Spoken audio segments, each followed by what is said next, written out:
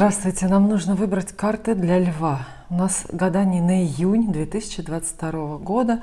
Для Львов я предлагаю сегодня на выбор классическое Таро, золотое,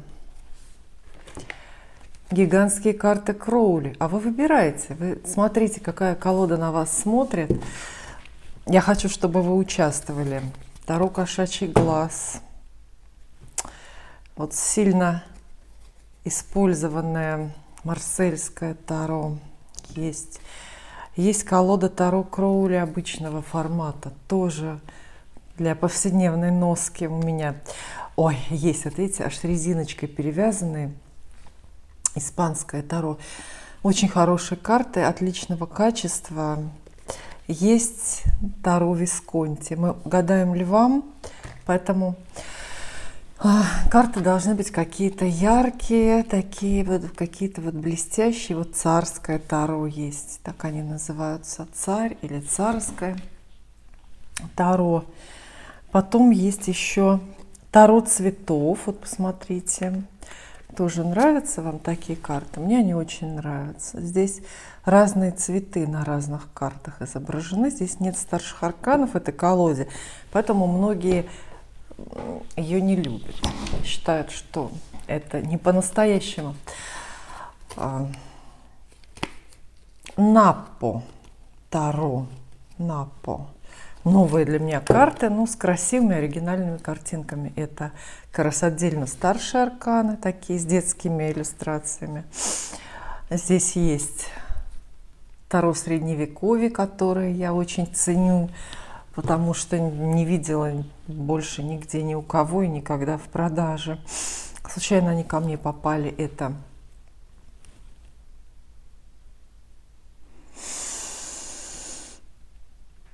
Таро Марчити, есть карта Ленорман, есть повседневный оракул. И, в общем, много-много всего еще. Для Льва все-таки я, наверное, выберу сегодня для Льва классику, золотое Таро. Давайте возьмем их, хорошо. Почему-то они мне вот показались очень подходящими. Вот такие карты, они как раз большого формата, вы сможете рассматривать картиночки. Ну а я всех львов, конечно же, поздравляю с наступлением лета, друзья. Лето — это, как известно, маленькая жизнь. Летом все должно быть хорошо, и за летом можно и нужно много успеть. Это сезон, когда можно заработать и сделать, и приобрести, решить все и намного больше, чем в оставшиеся 9 месяцев года. Правда? Никакой мистики тут нету. Это абсолютно объективная реальность, это математика. Почему лето маленькая жизнь? Потому что только летом мы имеем вот такой вот продолжительный световой день. Долго светло, и, соответственно, мы дольше, мы от света солнечного очень зависим. Активность, у нас гормоны вырабатываются вот именно под солнечными лучами. А поэтому и жизнь эффективная, мы эффективны именно летом, потому что долгий световой день. Но львы, летние люди, вы должны это очень хорошо знать и понимать. Поэтому я, конечно, желаю вам в июне, ну, как минимум активности, а все остальное опишут карты. Я прошу вас настроиться, получить пророчество о судьбе, чистим ауру в помещении, хотя здесь и так неплохо, да, светло. Эти ирисы, посмотрите, для вас специально сорвано в моем огороде ирисы, потом еще неизвестное какое-то растение. Это маки, которые у нас здесь в изобилии сейчас цветут. Можно в следующий раз большой маковый букет мне поставить, нарвать. Ну что ж, я надеюсь, что вы настроились на гадание. Итак, впереди июнь. Самые разные вопросы мы задаем картам, самые разные. И первые будут про работу. Подумайте на эту тему, что вы хотите, новую работу найти или старую бросить. А может быть, вас мучают честолюбивые замыслы, и вы рассчитываете на новую должность. Всех львов мучают честолюбивые замыслы, да? Львам подходит иметь должность. Ну вот лев, вот эта царственность и в помыслах, и в поведении, естественно, требует соответствия, да? Посмотрим, что карты пообещают вам карьеру или нет. Или, может быть, счастье в любви у вас будет, а карьера на потом. 3 карты на работу будет. Первая, 5 кубков. Ну, знаете, это не самое впечатляющее начало, потому что значение этой карты варьируется, описание варьируется от умеренно позитивных до крайне дурных. Ее иногда называют картой депрессии. Она описывает состояние некой фрустрации. Это карта чисто настроенческая, то есть по ней трудно сказать вот объективно, хорошо сложится ваша жизнь на работе или нет. Она говорит только, что вы будете чувствовать себя, ну, так себе. То есть, может быть, сбудется просто меньше, чем вы ждете. Может быть, люди вас разочаруют, коллеги или начальство, сами себя разочаруете, потому что не справились с тем, что планировали. 5 кубков – это как, знаете, как блик, как эхо, как какой-то отголосок прежних, ну, если не печальных, то, скажем так, очень средненьких событий. По 5 кубков вы чего-то ждете, в чем-то разочарованы, во многом не уверены, и вам кажется, что на работе вы, например, проводите время зря, но она же, эта карта, дает советы не слишком расстраиваться и ничего особо активно с этим не делать, потому что само пройдет. То есть расстройства июньские, связанные с работой, как придут, так и уйдут. Это, знаете, как погодное явление. Карта просто описывает, что местами вы будете не слишком рады или не слишком довольны чем-то. А вот чем именно, может быть, позже мы сейчас разберемся. 2 карта на работу для львов. А вот она совсем уже другая, абсолютно. Это 10 жезлов. Карта гордецов ее называют, да, карта гордецов. Она описывает работу трудную, работа будет, то есть успокойтесь, без дела сидеть вам как бы не придется. То есть это какой-то трудный проект, это то, что трудно воплотить в работе, в творчестве, в бизнесе и в каких-то ваших делах. Это определенная ответственность, которую вы на себя взваливаете и тащите по собственному желанию, по собственному усмотрению. То есть добавляется ответственность. Может ли эта карта описывать карьерный рост? Я думаю, что да, потому что вот с назначением на новую должность, естественно, вы получаете новый набор каких-то трудных заданий и становитесь менее свободными. Обозначает эта карта новую работу? Да, безусловно. Если вы в июне хотите найти новую работу, то работа эта будет трудная, но удовлетворяющая ваши амбиции. То есть, знаете, попотели, потрудились и потом с чистой совестью бросились получать зарплату или отдыхать. Это хорошая карта, очень уместная. Ну, то есть для тех, кто хочет работать, для тех, кто вот жаждет, может быть, себя проявить, каких-то трудовых подвигов, кто жаждет. Единственное, что советую 10 жезлов, не надорваться. То есть есть всегда вот эта тонкая очень грань, такой водораздел между здоровой нагрузкой, когда вы перерабатываете и знаете за что. За премию, например, или за прибыль. И тем, что уже за гранью ваших возможностей. И это уже напрасно, потому что потом могут появиться боли в спине. Кстати, вот когда, если мы задаем картам вопросы о здоровье, 10 жезлов как раз обозначает боли в спине. Как известно, спина болит у людей, которые тащат разные непосильные грузы, поэтому старайтесь, на все соглашайтесь, во все впрягайтесь, но очень чувствуете, когда перегрузки начнутся. Хорошая карта. И третья карта на работу для льва будет вот такая. Туз кубков. Это награда за прошлые труды. Только что я говорилась о премиях и прибылях. Туз кубков описывает возможности, которые в виде подарков, как будто бы падают на вас с неба. Ну, так считается, что в основном именно с этой картой приходят нематериальные подарки. То есть премия — это как раз, да, один из вариантов, но не главный.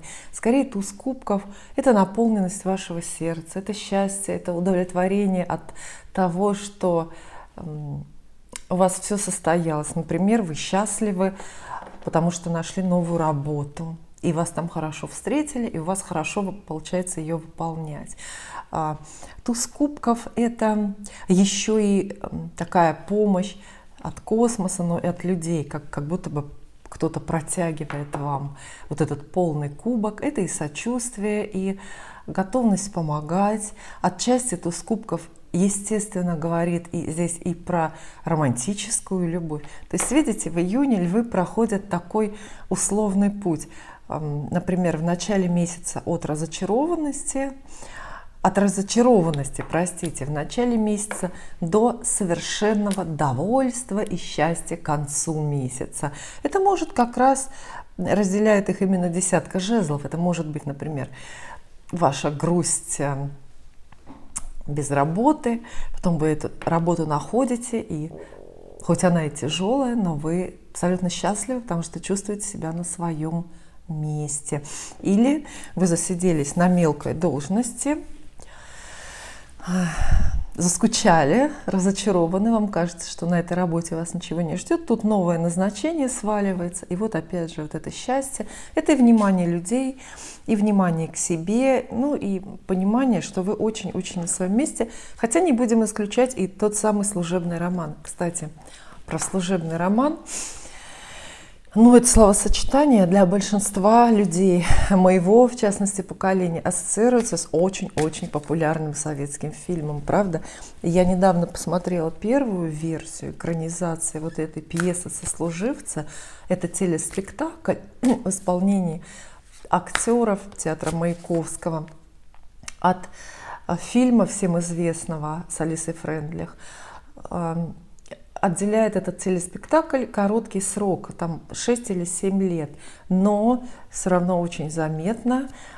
И я хочу, почему вам рассказывать, потому что я хочу сделать эту тему, этот сюжет предметом обсуждения в какой-то моей новой программе «Вопросы и ответы». Там есть о чем поговорить, поэтому, если у вас есть время и желание, посмотрите вот ту экранизацию этой пьесы. Она так и называется «Сослуживцы».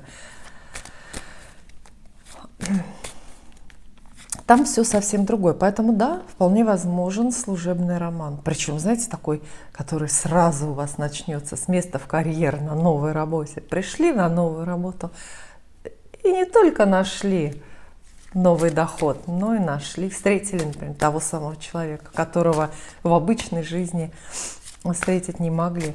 Дальше про деньги. Спрашивайте про карты про деньги, что вы хотите купить или продать, как вы хотите обогатиться, или, может быть, долг получить с кого-то, или вернуть сами долги кредитным организациям. Раз, первая карта про деньги. Королева кубков, ну не самая денежная, увы, карта, но и в целом очень даже неплохая, такая благоприятная. Опять же, настроенческая. Вот посмотрите, львы, какие водные карты вам достаются. Очень эмоциональные. Они все про ощущения, настроение ваши и настроение людей рядом с вами. Королева кубков, карта фигурная, и это прежде всего женщина, какая-то женская персона. Женщина, которая вам в деньгах помогает или сочувствует. То есть вам кто-то пойдет навстречу или даст хороший совет в ваших денежных, финансовых делах. Вам будет на кого положиться. Во всех случаях королева кубков – это такое средоточие женских энергий. Поэтому вот ваши, может быть, сейчас загадочно прозвучит, но потом, вот, когда будете этот месяц проживать, поймете, о чем здесь карты говорили. Здесь речь идет о том, что ваши деньги, бюджет семейный или собственный очень тесно будут связаны с женскими делами, с женскими энергиями. Это женский коллектив, это новая женщина, которая где-то в этой теме не появляется, новая начальница, например, которая решает, сколько вам платить. Вот. И королева кубков советует в денежных, в рациональных денежных делах руководствоваться нерациональными соображениями и средствами. То есть лучше вы проиграете где-то в деньгах, лучше вы кому-то их отдадите, да или просто на ветер пустите, чем будете стяжать, как-то за них трястись. Вот. Карта это советует легко с сердцем и по-доброму относиться к деньгам, к денежным делам и к людям, которые вас в этой теме окружают. Карта спокойная, то есть предполагается, что вы спокойно расстаетесь с деньгами и точно так же спокойно их получаете. Дальше. Следующая карта для вас почему-то перевернулась. Ну я просто колоду держу не так, да. Десятка мечей. Видите, там была десятка, здесь опять десятка. Десятки неспроста, потому что это последние поднумерованные карты масти. И любая десятка описывает какой-то некий кризис, некий апогей, достижение наивысшей точки развития какой-то ситуации. Десятку мечей называют так: кризис. То есть денежный кризис может быть тотальный. Знаете, но это в худшем проявлении, когда просто вся финансовая жизнь закручивается в какие-то жесткие узлы, и вам приходится выходы из ситуации находить. Это может быть связано со снижением доходов, в том числе, да? Вот. Но это может быть и какой-то локальный кризис, небольшой, который касается только маленького кусочка, сегмента вашей финансовой жизни. Например, там может быть не случившаяся, сорванная какая-то сделка. Если у вас на июнь уже назначена продажа бизнеса, например, или там чего-то, то это прекращается, это отменяется. И опять же, карта настроенческая говорит, что этот денежный кризис очень-очень заставит переживать, прям очень-очень. Однако хорошие новости в том, что, опять же, все десятки последние понумерованы карты масти. И после них обязательно меняется масть. Кто проходил мой таро-календарь, вы знаете об этом, да, что одна масть естественным образом закономерно сменяет другую. Так вот, тоже эта карта вселяет в вас оптимизм и уверенность. Она говорит,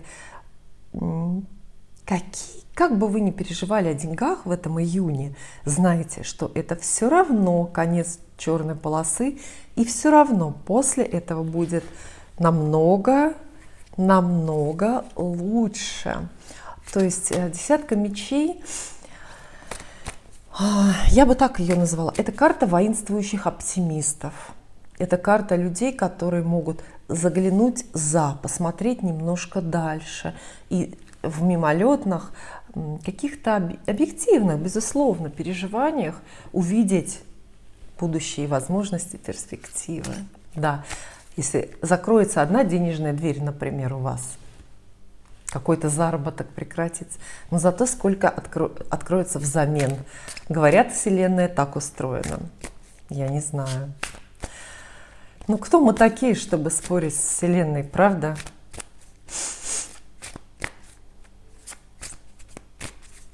И третья карта расскажет ли вам про деньги. Вот такая. Это человек, кстати, тоже король мечей, ну, персона, фигура, человек, мужчина, с которым нельзя спорить. Вот все, что вам надо знать про этого человека, его мнение, его власть больше, сильнее, чем ваша. В ваши денежные дела вмешивается либо конкретный человек, ну вот облеченный властью, тот же самый ваш начальник, который вдруг решает там что-то вам запретить, отменить, какой-то партнер по бизнесу, может быть, или контрагент. Либо это не один человек, а это коллективные интересы, но тоже очень-очень властные. Вот. Могут быть трудности с законом, но не прям вот такие на каком-то там высшем уровне, а скорее с подзаконными актами это связано, с налогами или какими-то штрафами, с соблюдениями и нарушениями различных инструкций и так далее. Это могут быть санкции банка какие-то, примененные к вам, ну там в какой-то связи. И то есть мы видим здесь короля мечей как, ну, не врага, но все-таки человека, у которого свои интересы. И они с вашими вообще не совпадают. А в некоторых случаях король мечей — это как раз тоже человек очень стремительный и очень умный, который, вот если правильно, если ему понравится, который может вам, наоборот, помочь разрешить ваши денежные дела и справиться с денежными проблемами. Но в любом случае, посмотрите, у вас в разделе «Деньги» две фигуры, две персоны, а значит люди. Значит, что наедине со своими переживаниями, например, денежными и трудностями, львы не останутся. Сможете посмотреть на кого-то, кого-то спросить, воспользоваться чьей-то помощью или получить покровительство. Карты все про эмоции. Видите, кубки, мечи, мечи. По факту много, мало, выгодно, невыгодно. Мы тут ничего не видим, поэтому не говорим. Переживательные карты. То есть вот расход мы же всегда... Ну, каждый для себя выбирает какую-то тему жизненную, куда расходовать свой эмоциональный потенциал, да? И вот вам именно на деньги, на денежные вопросы в разных видах придется тратить эмоции. А плюс в том, что когда вы тратите эмоции, это же тоже ходит по кругу, как любая энергия, она же не исчезает, она только перерождается. Когда вы расходуете свои энергии, эмоции, вы обязательно подключаетесь к чужим. Поэтому обращайте внимание на других людей, в первую очередь. Так. Теперь любовь. Для одиноких львов, для тех, кто в семье, для тех, кто в паре, для тех, кто запутался или поссорился. В общем, для всех, для всех, для всех. 3 карты. Про любовь. Такое романтическое время. Любви должно быть много. Я вам желаю, по крайней мере, ее. Раз. Прекрасно. Тема эмоций, тема кубков продолжается, но на этот раз очень уместно. Это рыцарь кубков, влюбленный мужчина, романтический герой. Где-то рядом с вами будет новый, если вы ищете новое знакомство, то это именно новое знакомство. Причем такое романтическое в чистом виде. Это герой, с которым вы не запутаетесь. Он вам не покажется другом или там, приятелем, не покажется бизнес-партнером. Это мужчина, который сразу проявляет романтический интерес, зовет на свидание, дарит букеты, и у него горят глаза. Если вы сейчас уже в паре, то рыцарь кубков говорит: ждите от вашего жениха или мужа, ждите вот таких романтических поступков, романтических проявлений. Опять это те же букеты, приглашения, подарки, цветы. То есть это романтическое время. И есть самая главная персона, портрет. Но считается, что вот эти люди из старших кубков — это водные люди, представители водной стихии. Раки, Скорпионы и рыбы. Ну, рыбы так далеко от вас в зодиаке находятся, да, вы знаете, у вас с ними мало общего, а вот ваши соседи раки очень даже хорошая пара для вас. Со скорпионами надо смотреть, там по-разному может все складываться. Ну, видите, да? Просто любовь, чьи-то чувства, признание в любви будете слушать. Причем это рыцарь, это не паж даже, да? И не король. То есть рыцари воплощают активность. То есть это активный человек. Не где-то там вот он на расстоянии смотрит на вас и плачет об вас по ночам, а он активно проявляет эти чувства. Я считаю, что это прекрасно. Вторая карта на любовь для льва. Ох. Очень хороший, это старший аркан. По-моему, первый аркан за сегодня. Для вас ваша карта, карта Солнца, она называется, посмотрите. Обозначает она счастье.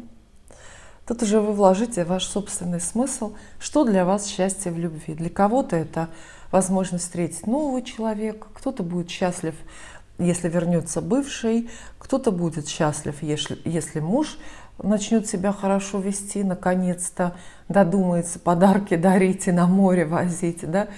Ну, то есть вы будете переживать именно счастье в любви. Вот состояние ясности, окрыленности и состояние тепла. Это очень теплая карта, даже жаркая. Во многих случаях обозначает страсть во всех ее проявлениях. Страстные свидания, страстные слова, страстные письма, вообще страстные сюжеты какие-то в вашей жизни. Иногда карта Солнца, как вообще-то все карты Таро, несет очень прикладной, прям буквальный смысл. И она говорит, что ваша любовь случится под солнцем, где-то в таком месте, где много солнца, на курорте. В конце концов, открывается курортный сезон, его никто не отменял, правда? Вот. А еще карта Солнца хороша тем, что с ней наступает ясность. Исчезают тайны, подозрения, и все становится ясно понятно. Прекрасно, да, я считаю. Львам нужна ясность во всем, и даже в любви, где полной ясности никогда же не бывает, вы знаете. И третья карта про любовь для вас. Десятка пентаклей. Посмотрите, колода сыплет десятками для вас. Это урожайное время, это значит во многом итоговое. Любая десятка, вот это, она как черту такую подводит. Это как какая-то несгораемая сумма. Итоги, видите, итоги в работе, итоги в деньгах. То есть какая-то ситуация росла и развивалась, и вот достигла своего апогея. И точно так же десятка пентаклей обозначает для вас здесь переход в новое качество в любви. Поэтому я думаю, вот здесь карты описывают очень красивый сценарий, например, для одиноких людей. То есть здесь мы видим все прямо вот в 3 актах пьесу, да? Первое — рыцарь кубков, знакомство. Второй акт — солнце, это понятно, да? Это взаимные чувства, абсолютная ясность, абсолютное доверие и просто счастье. А десятка пентаклей — это уже серьезность намерений, взаимная серьезность намерений и готовность, может быть, иметь даже общий какой-то дом. Если вы в паре, то в июне вы вполне возможно договоритесь, все друг про друга поймете и решите вместе жить. Потому что десятка пентаклей — это дом, это стены, это совместный бюджет, в конце концов. Это прекрасные карты, и здесь идут очень уместные эмоции для вас. То есть это то, что должно быть. Получается, что именно любовь порадует львов как-то безупречнее и больше, чем все остальное, чем работа и деньги. Вот так. Но всегда так бывает, да? Иногда везет в любви, иногда в картах. И следующая тема – это дом, родственники, место жительства и быт. Я называю это все общим словом «семья». Это то, что важно для всех, правда? Потому что любви, может, кто-то не хочет, про деньги давно забыли, работы нет принципиально, да? Вот. Ну, а быт, домашние дела – это есть у всех. Первая карта про семью. Король жезлов. Снова обращайте внимание, фигурная карта. У вас много сегодня фигурных карт. Прошу прощения. Бесы. Как всегда, бесы. Маленький там такой бес, вот такой вот. Не дает мне записывать видео для вас.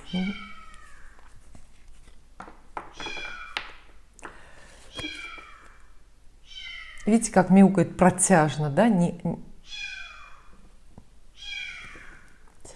Протяжно с окончанием. Это значит капризничает, это значит он не голодный, не замерз, а именно капризничает. Это на принцип идет. Вот. Король жезлов. Что такое король жезлов? Король жезлов это, ну, прежде всего, фигура персона. То есть это человек, который... Не хочется прерываться, да, ну давайте потерпим как-то. Фигура персоны – это какой-то мужчина, который вот рядом с вами в ваших домашних делах помогает или мешает, но скорее помогает. Деятельно активный мужчина, деятельно активный человек вполне возможно принадлежит огненной масти. То есть мужчина овен, лев такой же, как и вы, или стрелец. Может быть, ваш муж, какой-то другой родственник, друг семьи, в конце концов,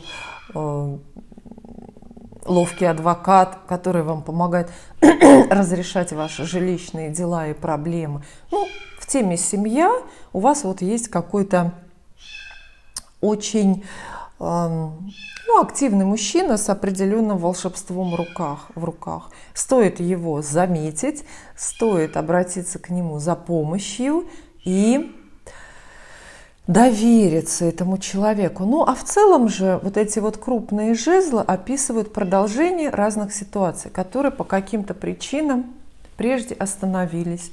Продолжение ремонта, продолжение переезда, продолжение поиска нового жилья, например, на покупку или в аренду. Это карта воодушевляющая, которая задает и вам какой-то оптимизм, какой-то энтузиазм. Она говорит, что за многое можно будет наконец-то взяться и за многое отложенное. Это речь может идти и о поездке какой-то семейной, всей семьей.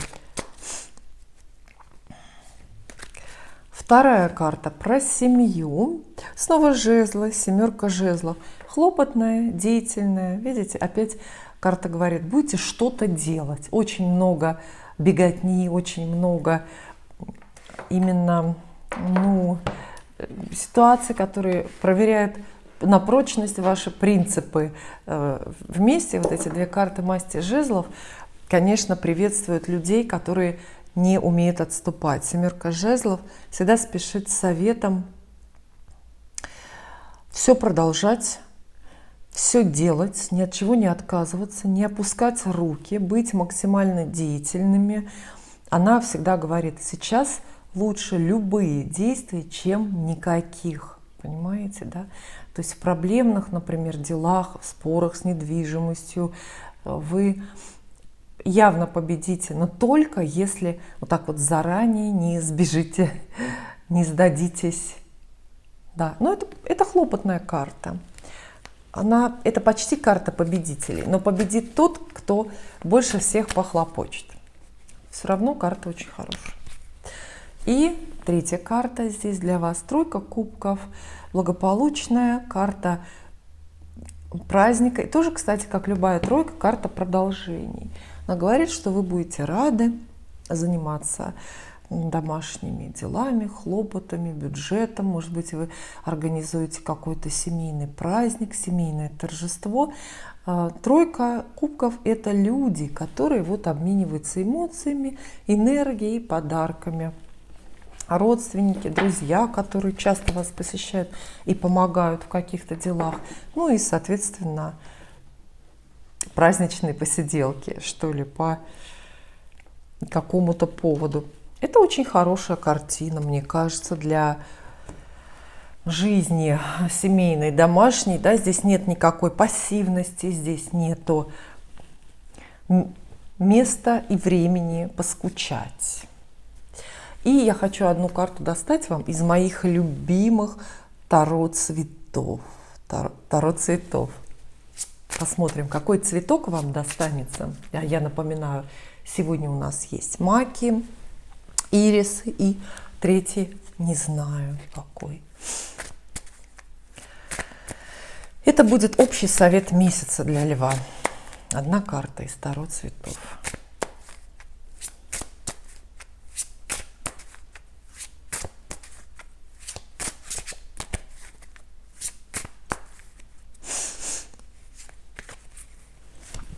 Совет. Кала. Кала, тройка мечей. Старой печали называется эта карта. Она говорит всегда одно и то же, буквально следующее. Она говорит, что вот в современной актуальной жизни льва в июне поводов для грусти, для печали вообще не будет.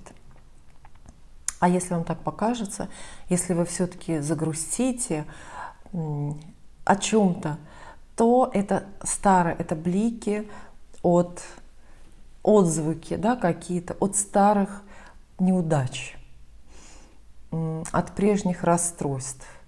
И тройка мечей советует все это выбросить из головы, потому что, скорее всего, вы оплакиваете что-то или сожалеете о чем-то не вовремя. Это надо было оплакивать раньше, месяц назад или, может быть, 15 лет назад.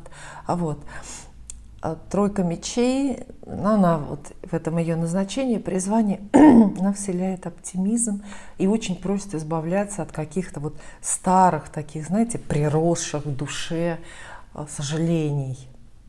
Очевидный совет. Неактуальные печали. Актуальных нету. Только те, которые вы как груз прошлого тащите за собой. Ну что ж, дорогие львы, я рада, что вам достались такие хорошие карты. И мы с вами, надеюсь, еще много раз увидимся.